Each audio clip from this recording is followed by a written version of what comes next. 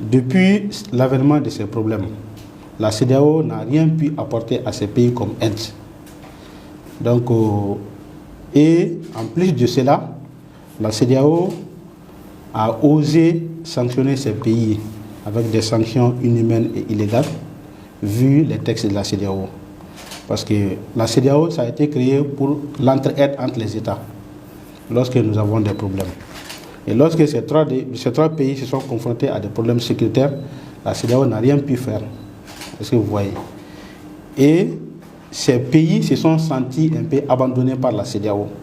Donc ce qui fait que, parce qu'ils ont constaté qu'ils ne peuvent rien avoir comme avantage avec la CEDEAO, c'est ce qui a fait qu'ils sont retirés pour moi. Voilà un peu ce que j'avais à dire par rapport à ça.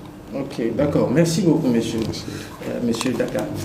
Nous savons que ces trois pays membres de l'AES sont des pays appelés des pays continentaux parce qu'ils n'ont pas de façade directe sur la mer. Exactement. Mais quels seraient les effets concrets de ce retrait en matière de circulation des biens et des personnes, et en particulier pour les taxes douanières et sur les visas?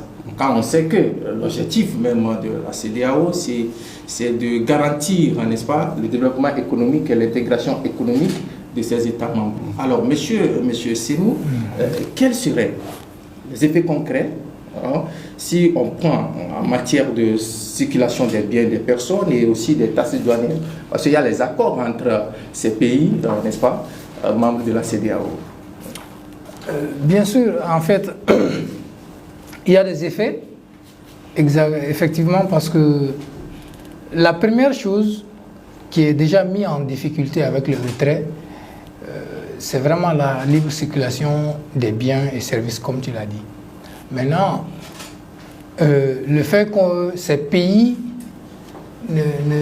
n'aient pas un accès, n'est-ce pas, direct à la mer, cet aspect est un défi constant, en fait.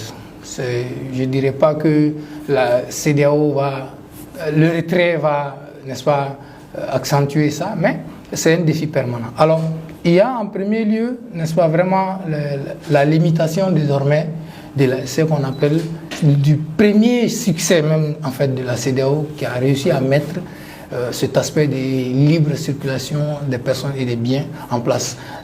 C'est vraiment la première réussite de la CEDEAO. Alors, ça c'est déjà mis en question. Ça, c'est le premier effet. Le second, les investissements régionaux vont être freinés. Parce que vous n'êtes pas sans savoir que la CEDEAO,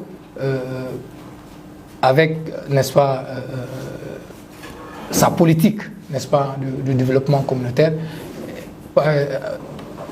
initie, n'est-ce pas, des investissements dans les pays membres. Alors, ces investissements au sein de ces pays vont se voir freinés, n'est-ce pas? Et il y a aussi ce qu'on appelle le deuxième, c'est la disparition de ce qu'on appelle les avantages qu'on peut tirer, n'est-ce pas, du tarif extérieur commun.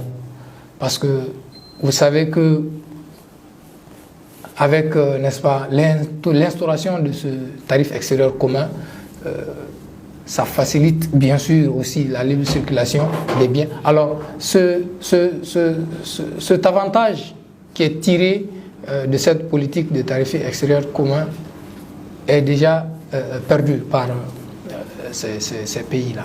Ça, c'est un autre effet. Alors, le dernier, je pense que ça va avoir un impact aussi sur la monnaie, l'harmonisation de la monnaie, en fait, parce que vous savez qu'on n'a pas de difficulté d'échange, malgré que tous les pays membres de la CEDEAO n'utilisent pas, on va dire globalement, le CFA, mais les pays qui se sont retirés, eux, utilisent le CFA.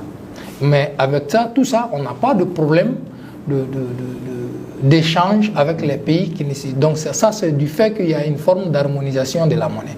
Alors ça peut être mis en cause également.